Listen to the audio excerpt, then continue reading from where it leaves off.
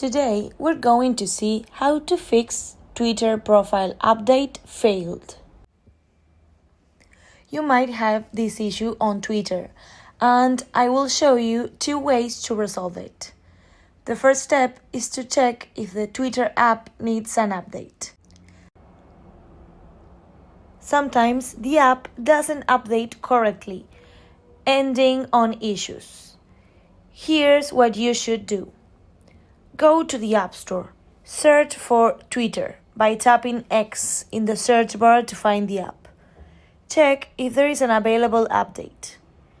If an update is available, tap on Update and wait for it to download and install completely.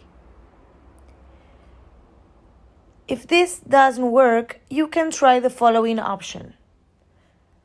First of all, go to your iPhone settings. Navigate to General. Then you have to scroll down and find iPhone Storage. Search for the Twitter app by scrolling through the screen. Once you find it, click on it and tap Offload App.